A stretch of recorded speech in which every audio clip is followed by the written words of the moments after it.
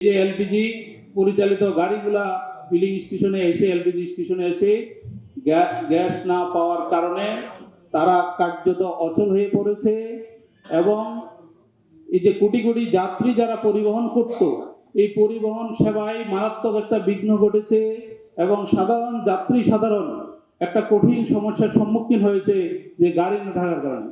একটা গাড়ি যখন গ্যাস নিতে এসে যখন গ্যাস না পায়, পাম্পের মালিকদের এবং ওখানে যারা স্টাফ কর্মচারী যারা আছে এদের সাথে কি ধরনের আচরণ করে সেটা আপনাদেরকে আমরা বুঝাইয়ে বলতে পারবো না। এটা অত্যন্ত ভয়াবহ, অত্যন্ত খারাপ ব্যবহার।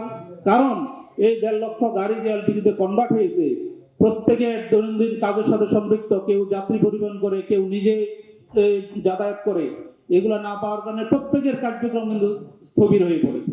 এলপিজি সরবরাহের দায়িত্বে যারা নিয়োজিত আছেন অপারেটরগণ এবং অপারেটরের যে অ্যাসোসিয়েশন, যে লোয়াপ অপারেটর অ্যাসোসিয়েশন, তাদের প্রতি আমাদের একটা স্পষ্ট দাবি, যেটা আমরা অলরেডি লিখিত আকারে আমরা জানিয়েছি, যে আপনাদের যে এলপিজি সরবরাহ যতটুকুই ইম্পোর্ট হোক, এলপিজি অটোগ্যাস সেক্টরে যে 10% মাত্র চাহিদা আপনাদের টোটাল সরবরাহের, এই 10% চাহিদা যেটা অটোগ্যাস সেক্টরে 12 থেকে 15,000 টনের সরবরাহের চাহিদা, এটা যাতে নিশ্চিত থাকে। এইটাতে বিঘ্ন ঘটলে সাধারণ মানুষের চলাচল এবং এলপিজি এই কনভার্টেড গাড়িগুলা চলাচল এবং অটোগ্যাস স্টেশনের মালিকজন এটা বিশালভাবে ক্ষতিগ্রস্ত হবে। ওভারঅল দেশের একটা অর্থনীতি বড় ধরনের একটা সমস্যার সৃষ্টি করবে। দ্বিতীয় হলো, আমরা আমাদের government authority, energy regulatory commission plus জ্বালানি মন্ত্রণালয় সহ আরো অন্যান্য যে দপ্তরের সাথে সংশ্লিষ্ট আছে তাদের প্রতি আমাদের বিশেষ অনুরোধ থাকবে, এই এলপিজি সরবরাহ চেইনের মধ্যে, এই সাপ্লাই সিস্টেমের মধ্যে কোথায় কি সমস্যা হয়েছে অতি দ্রুত আপনারা একটা তদন্ত কমিটি করেন। ওই তদন্ত কমিটিতে এই সংশ্লিষ্ট সব অ্যাসোসিয়েশনের প্রতিনিধিদেরকে ইনক্লুড করে একটা তদন্ত কমিটি করেন। সেখানে অটোগ্যাস অ্যাসোসিয়েশনের প্রতিনিধি থাকবে, ডিস্ট্রিবিউটর অ্যাসোসিয়েশনের প্রতিনিধি থাকবে, লোহাবের প্রতিনিধি থাকবে, এই সব মিলে একটা তদন্ত কমিটি গঠন করে এই সরবরাহ চেইনে কোথায় বিঘ্ন ঘটতেছে এগুলা ফাইন্ড আউট করে এগুলা সমস্যার সমাধান করেন।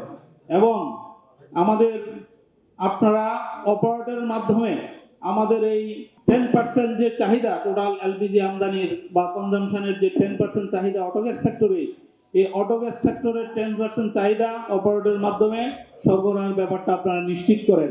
এটা আমার মনে হয় গভর্নমেন্ট অথরিটি, বিআরসি এবং জ্বালানি মন্ত্রণালয়ের জন্য কোনো কঠিন কাজ হবে না। এটা আপনারা করতে পারলে আমাদের এই সমস্যাটা কিছুটা হলেও সমাধান হবে। থার্ড হলো, আপনারা জানেন সারা বিশ্বে জ্বালানি একটা সবচেয়ে কি আইটেম হলো জ্বালানি একটা দেশের উন্নয়নের জন্য।